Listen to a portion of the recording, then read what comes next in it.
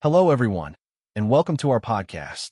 If you are here today, it means you want to improve your speaking and listening skills, and that already tells me something about you. You care about growth, you care about clarity, and you care about becoming a better communicator. Today, we're going to discuss something that many people overlook because it seems simple, but it's incredibly powerful. We're talking about reading books. Now, before you roll your eyes and think, reading is boring, Michael, stay with us. Because reading is not just about knowledge. It's about confidence, structure, and emotional intelligence. It's about training your mind to communicate better, think more clearly, and listen more deeply. And that's why I want to ask Leora. Leora, what do you think are the real advantages of reading books, especially for adults who want to speak and listen more effectively? Thank you, Michael. That's a great question. And I truly believe reading is one of the most underrated tools for communication improvement. Many adults want to speak better. They join clubs. They practice in front of mirrors. They record themselves. But they often forget the foundation, the input. And reading is the ultimate input. Let me explain why. Every time you read a book, your brain is absorbing structured language, sentence patterns, ideas, arguments, emotional expression, storytelling techniques. You may not even notice it consciously, but over time, your mind organizes itself in ways that make speaking clearer, more confident, and more effective. Think about vocabulary for a moment. Many adults feel nervous speaking because they repeat simple words: good, bad, thing, stuff. This isn't because they're unintelligent. It's because their exposure to rich language is limited. Reading naturally expands your vocabulary, and it does so in context. You see how words are used in sentences in tone and emotion. You don't memorize definitions, you feel them. And when you speak, your words come naturally. Now let's talk about thinking. Speaking is thinking out loud. If your thoughts are disorganized, your speech will be disorganized. Reading teaches you structure. When you read a well-written book, you notice the author introduces an idea, explains it, gives examples, connects it to a bigger picture, concludes clearly. Over time, your brain starts doing the same thing. That structure gives clarity and confidence when you speak. But reading doesn't just improve speaking. It improves listening too. Listening requires attention. And attention is like a muscle. Modern life, social media, notifications, videos has weakened that muscle. Reading rebuilds it. When you focus on a page for 20 minutes, you train your brain to stay present. And that makes listening in real conversations easier. You catch details, respond thoughtfully, and genuinely understand people. Reading also builds empathy and emotional intelligence. Fiction lets you step into someone else's life, their struggles, emotions, successes, and failures. And when you understand others better, your conversations become richer. You don't just talk, you connect. Many adults say, "I don't have time to read." But the reality is most of us spend hours scrolling on phones. 10 minutes a day with a book. That's enough to start changing your thinking and your communication. Start small. 1 chapter. 10 focused minutes. No distractions. Consistency matters more than volume. And over time, you'll notice something amazing. You pause with intention, not awkwardness. Your words flow naturally. You express ideas clearly. You listen without interrupting. People may not know why, but they'll notice a difference in how you communicate. Books are quiet, but their effect is powerful. So, Michael, that's why I always recommend reading as a foundation for improving communication. But I'm curious, how have you personally experienced this yourself? Thank you, Leora. That was really insightful. I love how you explained the connection between reading and communication. For me, the first thing I notice about reading is how it builds confidence. Confidence in speaking, in expressing ideas, even in small conversations. You see, many adults struggle with confidence not because they lack intelligence, but because they feel empty when they speak. They worry. Do I have something meaningful to say? Will people judge me? Am I going to sound foolish? And that fear, it paralyzes you. But reading changes that. When you read, you fill your mind with ideas, examples, perspectives, facts, stories. You are no longer coming to a conversation empty-handed. You have mental resources to draw from. Even if you only remember a few points, it is enough to speak with purpose. Let me give you a personal example. I remember a meeting a few years ago where I was nervous because I wasn't the most experienced in the room. But I had recently read a book about leadership communication. During the discussion, I remembered an example from that book. I used it, and suddenly I felt in control. My words flowed naturally, my voice steadied, and I noticed that the people around me were engaged. That confidence came directly from reading. It's not magic, it's preparation. And preparation is the foundation of confidence. Another thing I've noticed is that reading exposes you to different opinions and perspectives. And that is huge. When you read widely, you see arguments from multiple angles. You see people disagreeing. You see the complexity of issues. And slowly, your brain starts to understand that disagreement is normal. And when you understand that, you stop fearing judgment. You stop worrying that you might be wrong in a conversation. That freedom, the freedom to express yourself without fear, is a massive confidence boost. Now, let's talk about public speaking specifically. Many adults fear speaking in front of a group. Their minds freeze. They stumble over words. But reading trains your brain to think in structure. For example, when you read nonfiction, especially well-written material, you see patterns. Present the problem. Explain the context. Give examples. Offer a solution. Over time, your brain internalizes that structure. And when you need to speak in a meeting or even give a short presentation, your thoughts naturally follow that pattern. That clarity reduces anxiety. When you know where your ideas are going, your nervous system relaxes. Your voice becomes steadier. You pause intentionally instead of awkwardly. And that, again, feels like confidence. Another subtle benefit is verbal flow.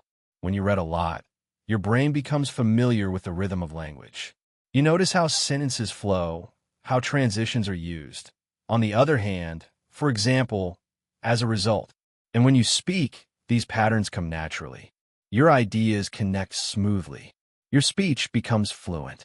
And fluency, even more than vocabulary, signals authority and confidence to listeners. Now here's something deeper. Reading builds inner calm. When you read, you practice stillness. You focus quietly. You slow down. That calmness isn't just about enjoying a book. It's training your mind to handle stress. And when you speak, especially under pressure, your body remembers that calm. You don't rush. You pause intentionally. You think before speaking. And people notice. They perceive calm as confidence. And they trust you more. One practical exercise I use, and I recommend to listeners, is after reading a chapter, summarize out loud. Explain the main points. Share your opinion. Speak for 2 to 3 minutes. It's simple but powerful. It connects reading to real-world speaking. It trains fluency, clarity, and confidence simultaneously. And over time, even small daily habits like this create big transformation. You start noticing. You speak more clearly in meetings. You handle unexpected questions calmly. You are less afraid of judgment. Your ideas flow naturally. People take your words seriously. Confidence isn't built in one speech or one conversation. It's built slowly, and reading is a silent, powerful coach for that. Now, here's a point that surprises many adults. Reading also helps you listen better. When you read consistently, you train your attention. You focus on one idea, one voice, one story for an extended period. That attention translates directly to conversations. You notice details. You catch nuances. You respond thoughtfully. And here's a personal tip. After practicing reading and summarizing out loud, I also recommend discussing the book with someone. Even a short conversation about ideas reinforces both speaking and listening. So, to wrap up this section, reading builds confidence in multiple ways. It fills your mind with ideas. It exposes you to diverse perspectives. It trains structured thinking. It improves verbal flow and language rhythm. It builds inner calm and focus. It indirectly improves listening skills. All of these combined make you a more confident communicator. And now, before we move to practical exercises, I want to ask Leora a question. Leora, You've explained beautifully how reading shapes the foundation of communication. But how does this confidence, built from reading, translate into real-life relationships and everyday interactions? Thank you, Michael. That was a really great summary of confidence in speaking. I love how you highlighted the connection between reading and real-life communication. Now let's talk about another dimension that is just as important, but often overlooked: listening and emotional intelligence. Many adults focus entirely on speaking, how to express ideas, how to convince, how to present themselves. And that's important. But listening is equally critical, and reading is one of the most powerful ways to improve it. Here's why. Listening requires presence. You can't truly listen while your mind is wandering, or while you're thinking about what you'll say next. You have to pay attention fully to the speaker. And reading trains that. When you read, you focus on one voice, one story, one sequence of ideas for an extended period. That might be 10 minutes, 20 minutes, sometimes longer. You train your brain to stay engaged. And that engagement carries over to conversations. You notice details. You understand nuances. You interpret tone, emotion, and intention more accurately. Reading fiction, in particular, is incredible for this. When you step into the mind of a character, you experience their emotions. You understand their fears, their desires, their challenges. You practice empathy silently. And that empathy isn't just imaginary. It affects how you communicate with real people. You begin to respond more thoughtfully. You pause before speaking. You consider not just your words, but how they might impact the listener. Relationships, both personal and professional, improve dramatically when you have this skill. Think about it. How often do misunderstandings happen because we fail to listen? Because we jump to conclusions? Because we hear words, but not emotions? Books teach us to slow down, to consider context, to see the bigger picture. That skill translates directly to better listening. And better listening creates deeper, more meaningful relationships. Another point I want to emphasize is emotional intelligence.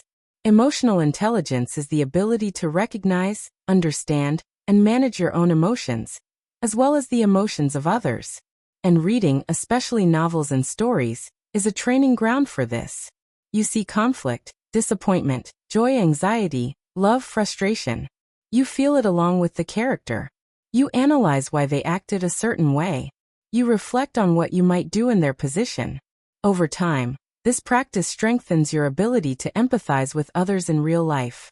You start understanding colleagues better. Friends feel understood. Conversations become more authentic. Let me give a concrete example. Imagine you're in a meeting. Someone responds defensively to an idea you presented. Without reading, you might feel immediately frustrated or attack back. But with the empathy and perspective reading builds, you pause. You consider what pressures or concerns might be motivating their response. You adjust your tone, reframe your idea, and the conversation becomes collaborative instead of confrontational. And that is emotional intelligence in action. Now, some people think this skill is innate. You either have it or you don't. But it's not true. Emotional intelligence can be practiced and strengthened, and reading is one of the most effective ways to do that. Another interesting benefit is patience. When you read a long, complex book, you are exercising mental stamina. You are following a story, a plot, or an argument over hours or days. That patience translates to conversations. You can stay present longer. You are less likely to interrupt. You are more thoughtful in your responses. And the combination of patience, empathy, and attentiveness makes you someone people want to talk to. They feel heard. They feel valued. And that strengthens relationships naturally. I also want to mention how reading impacts self-awareness, which is a core part of emotional intelligence. When you read, especially reflective or personal development books, you see ideas, behaviors, and patterns illustrated clearly. You begin to notice similar patterns in your own life. You reflect on your reactions, your choices, and your communication style. That self-awareness is essential. Without it, even great listening and empathy can be inconsistent. With it, you consistently show understanding and emotional insight. And here's another thing. Reading also reduces reactivity. When your brain is trained by stories and complex ideas, You become better at holding space in conversations. You don't react immediately to conflict or criticism. You pause, you process, and you respond thoughtfully. All of this, listening, empathy, self-awareness, patience, reduced reactivity, makes you a better communicator overall. Now, practical advice for our listeners. Read with attention. Don't just skim. Focus on understanding the character, the argument, or the concept. Reflect. Pause to think about what you read. How does it connect to real life? How might it change your behavior or perspective? Discuss. Share your insights with someone. Explain the ideas out loud. This strengthens both listening and speaking. Apply. Use what you learn in conversations. Notice how empathy, patience, and perspective-taking improve your interactions. Even small, consistent steps make a huge difference. And over months, the improvement is remarkable. People notice not just your words, but your presence. Finally, I want to leave our listeners with a question, just like Michael asked me in part 1. Michael, we've talked about confidence and communication, but I'm curious, from your perspective, how can someone use reading to create better influence in their daily life, not just in public speaking or meetings, but in everyday interactions? Thank you, Leora. That's a fantastic perspective. I love how you explained listening, emotional intelligence, and patience, and how they all connect to reading. Now, let's dive into something practical that many adults want: influence. Influence isn't about control. It's not manipulation. It's about being heard, respected, and understood, and having your ideas considered thoughtfully by others. And reading is one of the most powerful tools for that. Here's why. When you read, you are constantly exposed to ideas, arguments, and perspectives. You begin to see patterns in how people think and communicate. You notice what resonates, what persuades, and what falls flat. And when you speak in real life, you can draw on those observations. You can express ideas clearly, with examples and reasoning that people actually understand. Influence starts with clarity. If your ideas are messy, people won't follow them. But if your thoughts are structured, concise, and well-explained, which reading trains your brain to do, you naturally become more persuasive. Let me give you a concrete example. Imagine a workplace situation. You need to propose a new project. You've read about similar projects, best practices, and communication strategies. When you present your idea, you start with the main objective, the why. Provide supporting examples from books, articles, or studies. Anticipate questions or objections based on knowledge you've absorbed. Conclude with actionable steps. That structure shows preparation, thoughtfulness, and authority, and it comes directly from reading and reflection, not just natural talent. Another important aspect is confidence. We discussed this before, but it's worth emphasizing in the context of influence. When you speak confidently, people pay attention, and reading gives you the mental tools to feel confident. You have knowledge, stories, examples, and language at your disposal. That reduces hesitation. Hesitation reduces doubt, and doubt reduces influence. Reading also teaches empathy, which is critical for influence. Influence is not about overpowering someone with facts or opinions. It's about connecting with them, understanding what matters to them, speaking in a way that resonates with their perspective. And reading, especially novels or stories, trains you to see the world through other people's eyes. That makes your communication more persuasive, authentic, and human. Another subtle point, reading trains mental patience and timing. Influence isn't just about what you say. It's about when you say it, how you pause, and how you react to responses. People who read regularly are used to following long narratives, holding attention, and understanding cause and effect. That same mental skill translates into conversations. You don't rush to reply. You think strategically. You respond thoughtfully. And people respect that. Now, let's talk about everyday interactions. Influence isn't just for meetings or presentations. It's in casual conversations, too, in family discussions, social gatherings, networking, or even negotiating simple matters. Reading equips you with stories to illustrate ideas, vocabulary to express yourself precisely, empathy to connect with others' perspectives, confidence to speak clearly, focus to listen actively. When you combine these, influence becomes natural. People follow your lead not because you push them, but because your words, tone, and understanding create trust. Here's a practical exercise for listeners. After reading a chapter or article, practice explaining the ideas to someone else, maybe a friend, a colleague, or even out loud to yourself. Notice their reactions. Did they understand? Did they engage? Did you adjust your explanation naturally? This is the real-world application of everything we've discussed. Reading, reflection, speaking, influence. And the beauty of it is, it's gradual. You don't need to read thousands of books in a year. Even consistent, moderate reading, 10, 15 minutes a day, compounds over time. You begin to notice changes in the way people respond to you. You're taken more seriously. You're trusted more. You're remembered for your clarity and thoughtfulness. Finally, I want to wrap up this podcast series with a few key takeaways for our listeners. Reading builds the foundation, vocabulary, structure, and thinking clarity. Confidence grows silently. The more you know, the less hesitation you feel. Listening and empathy improve. Reading teaches patience and perspective. Influence follows naturally. Clarity, empathy, and thoughtfulness make your words carry weight. Small habits matter. 10 to 20 minutes a day consistently beats sporadic long reading sessions. So, if you want to become a better speaker, a better listener, a more persuasive communicator, or simply someone who connects deeply with others, start by reading consistently. Reflect, discuss, and apply what you learn. And remember, influence is not about force. It's about preparation, clarity, empathy, and presence, all of which reading develops quietly, day by day. Leora, before we finish, I'd love to hear your final thoughts. If someone wants to start today, what kind of book should they choose, and how should they approach their reading to maximize both personal growth and communication skills?